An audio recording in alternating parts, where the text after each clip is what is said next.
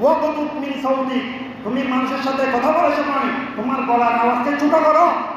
খবরদার, মানুষের সাথে কথা বলার সময় কখনো গলার আওয়াজ বড় করি না। আমরা তো এখন কিছু কিছু হলেই গলার আওয়াজ বড় করে দিই, ঝগড়াঝাটির মধ্যে লিপ্ত হয়ে যাই। আগে পিঠে বাস বিচার করি না, মারামারি হাঁটাঘাটি লাগাই দিই, গলার আওয়াজে গলা গড় ফাটাই দিই, একেবারে রাস্তাঘাট ফাটাই দিই। এটা আল্লাহ পছন্দ করে না। হযরত লোকমান আলাইহিস সালাম ওনার সন্তানকে যেই নম্বর যেই নসিহত ইন্তেকাল করার আগে বলে দিয়েছেন, সেটা হচ্ছে, ও হে আমার বৎস, তুমি মানুষের সাথে কথা বলার সময় উচ্চ আওয়াজ করে মানুষকে ভয় দিতে লাগিয়ে, মানুষ ভয় পাই যে এরকম অবতর বলে যে বেয়াদব বলে যে এরকম ভাষায় বড় আওয়াজে কথা বলি না।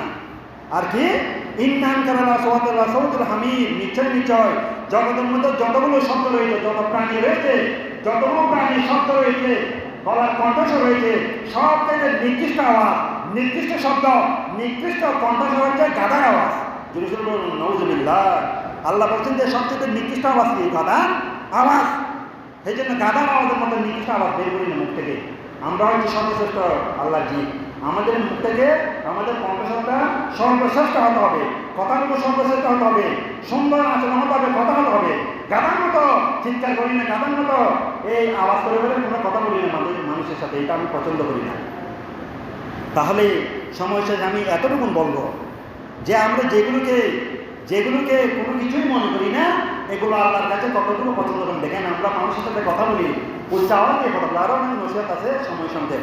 মানুষের সাথে খারাপ আচরণ করি, গর্ব করে হাঁটাচলা করি, নামাজ পড়ি না, আল্লাহর সাথে শিরিক করি, মানুষের কাছে গিয়ে তোতা পাখির কাছে গিয়ে আমাদের ইমানটা বিক্রি করি। আমার বিয়ে কেন হচ্ছে না, আমার এটা কেন হচ্ছে না, একটু ইমান বিক্রি করে আল্লাহর সাথে শিরিক করি, লৌকিকতা দেখাই, এগুলো আপনাকে গুনাহ মনে করি না। অথচ আল্লাহর কাছে এগুলোর কত বড় গুনাহ মনে না হইলে আল্লাহ কোরআনের মধ্যে, কোরআন মাজিদের মধ্যে, সূরা লুকমানের মধ্যে, আপনারা সবাই করে দেখতে পাবেন, বাংলা কোরআন শরীফ আছে, সূরা লুকমানের মধ্যে এই নসিহতগুলো আল্লাহ দিয়েছেন।